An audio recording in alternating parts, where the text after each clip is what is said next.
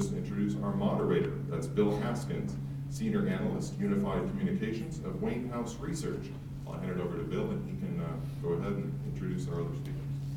Sounds great. You guys hear me okay? I don't have as quite a distinguished voice as our him. You can just give the rest of the presentation sounded awesome. You wouldn't want to.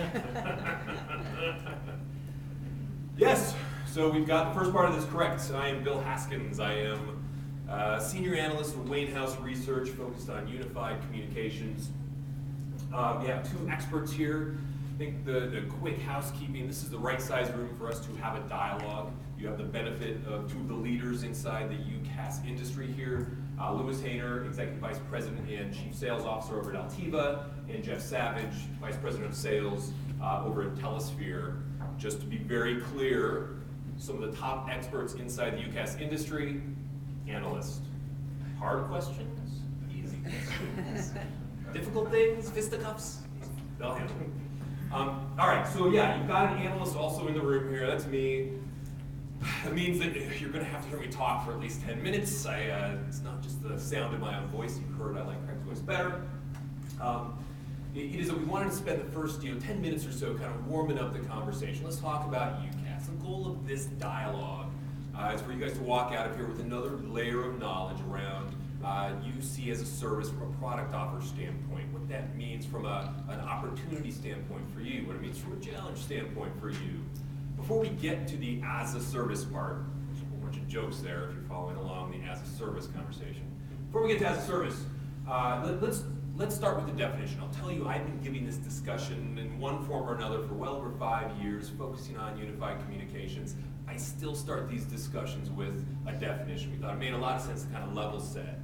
UC is one of those terms that are very similar to telepresence. Depending on who you talk to, it can mean anything and nothing. It's because there are various angles of sales that people are going to manipulate some of these terms to try and make sense. I focus on the user when I talk about unified communications. What we're talking about is a new way to communicate. It's an application-driven way to communicate that should allow your workforce to gain productivity savings by making it easier to communicate. It's a very simple premise. You'll see a little more complicated to implement. It starts at a standard client. You have to have a magnet in order to unify communications, right? This is your center point. There's lots of other devices that can come with this, but there has to be a starting point of a client. First foundational experience, contacts. You need to be able to add contacts to this client. Ideally, that's based on directory integration, but it could be manual.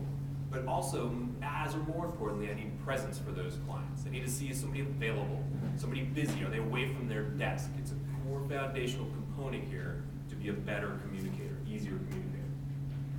And then there are some specific communication modalities. You can say this later in the show sometime when you're buddies. We found out about modalities. Communication modalities, different types of communication that you're going to unify. Instant messaging, one of the foundational points of this experience. Audio, video, the ability to share content. These are really the core components that you're going to unify into this UC experience. And then we had conferencing, not just one-to-one communications here, but the ability to pull multiple people into a collaboration event across these modalities. All right. Again, there are, as I work with enterprises who are trying to create ROI models or business cases around unified communications, you have hard savings that come with this for the enterprise. I'm going from a TDM experience, I'm killing circuits, going VoIP in my new UC frame, I'm trying to save costs, etc. From our standpoint, the sweet spot really is the productivity conversation though. Much harder to quantify, but the theory is you do this well, you have the ability to communicate based on somebody's availability. You remove the ping pong match of voicemail, right? You communicate right the first time. You start at an IM and you can say, hey, are you able to talk to me? You escalate that with a click up into audio, and now you've saved time that used to be, let me go to the phone book, let me find out if Bill's available, let me call him, let me leave him a voicemail, etc. So we're talking about fluid communications. Now there's a whole bunch of cool stuff that you can do once you establish this experience. You can take this and you can take the application and embed it in a workflow, and you can enable your communications workflow business process. Things that you should do, things that you can apply once you have an application-driven experience.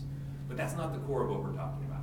For UC, for a solution to qualify as UC, it has to include those components. All right, now how do you deploy this? There are, same as other enterprise IT services, email or et cetera, there are different deployment models that that are standard here. You can put a box on premise, manage it yourself, Mr. and Mrs. Enterprise. You can put it in a provider's cloud. This is one of those terms where you can get really fuzzy on, well, is it my cloud, your cloud, et cetera. From our side, we try and make it really cut and dry. For something to be UC as a service, you have the UC experience, but then it has to be hosted in someone else's data center. You're trusting, you're gaining access to an external data center, not on premise. That side is the UCaaS model.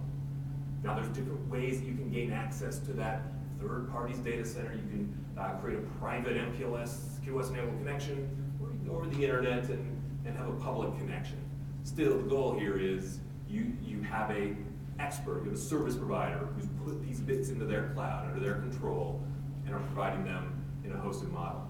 And of course, those two are blending as well. Lots of hybrid conversation out there, lots of enterprises who have a certain number of seats on their premises, but they know that there's some advantages to working with a service provider, so they put some of those in a UCaaS model, and then they tie the two together, federate or integrate.